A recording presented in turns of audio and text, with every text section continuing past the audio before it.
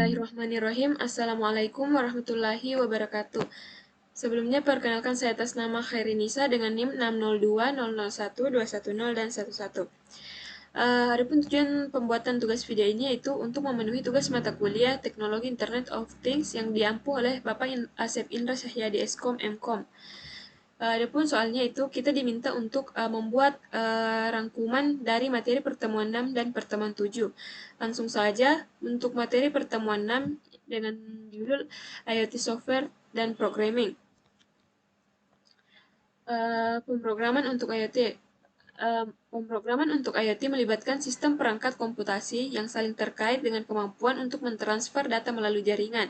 Pilihan bahasa pemrograman tergantung pada kemampuan dan tujuan perangkat yang dibuat, termasuk seperti edge, gateway, dan cloud atau server cloud. Adapun pemilihan bahasa pemrograman bervariasi tergantung pada jenis perangkat IoT. Pada perangkat Edge, bahasa seperti C dan Assembly disarankan karena ukuran dan sumber daya yang terbatas. Sementara pada Gateway, bahasa seperti C, C++, Java, Python, Node.js dapat digunakan. Di cloud, bahasa seperti R atau Julia cocok untuk komputasi dan visualisasi data besar.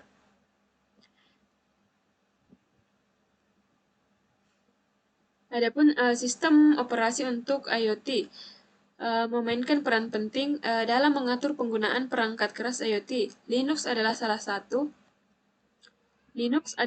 satu sistem operasi yang paling banyak digunakan. Namun, alternatif seperti operasi yang tepat penting untuk memastikan kompatibilitas, keamanan, dan kinerja yang optimal.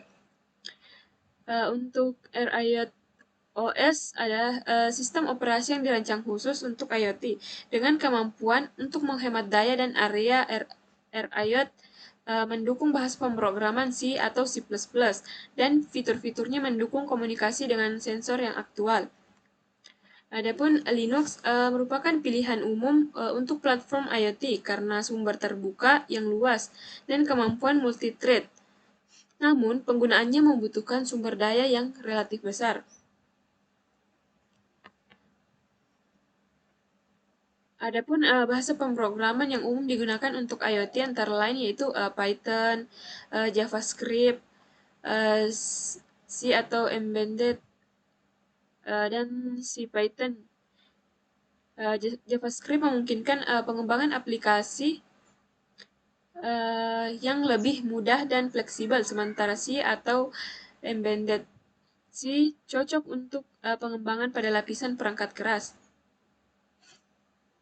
Dengan pemahaman yang baik tentang bahasa pemrograman, sistem operasi, dan kebutuhan perangkat IoT, pengembangan dapat merancang solusi yang efisien dan andal untuk berbagai aplikasi IoT. Selanjutnya untuk materi kedua yaitu mengenai IoT network dan komunikasi. Nah, di sini terdapat diagram lapisan jaringan komputer pada IoT. Berikut adalah lapisan penjelasan. Yang pertama itu ada lapisan aplikasi layer untuk menyediakan layanan dan aplikasi bagi pengguna.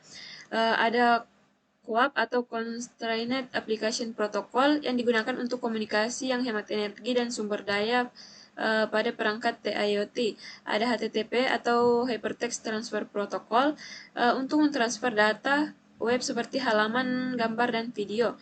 Dan masih banyak lagi.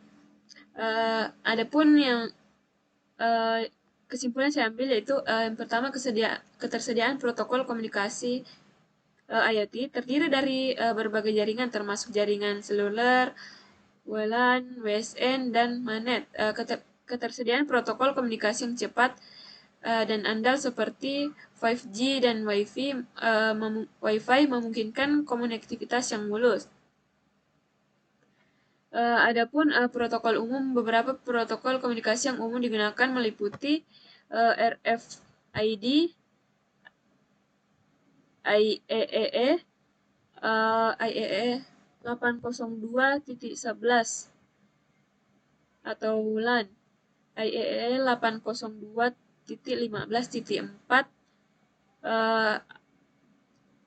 dan Bluetooth dan standar wireless personal area network. Adapun klasifikasi protokol IoT. Protokol IoT dapat dikelompokkan menjadi protokol umum seperti IP dan SNMP. Protokol ringan seperti COAP untuk perangkat terbatas dan protokol khusus perangkat atau vendor.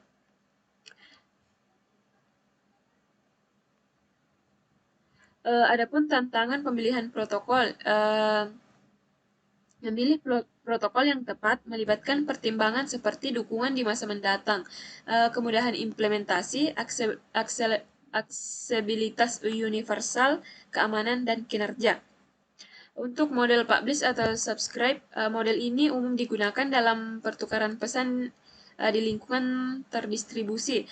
Protokol M2M seperti MQTT mengadopsi model ini untuk efisiensi, terutama dalam skenario dinamis di mana node sharing berubah. Adapun tantangan integrasi yaitu harmonisasi dan kolaborasi di antara berbagai lapisan komunikasi serta pendekatan yang digunakan oleh perangkat untuk menyimpan dan menyampaikan pesan merupakan tantangan dalam mencapai integrasi tanpa batas objek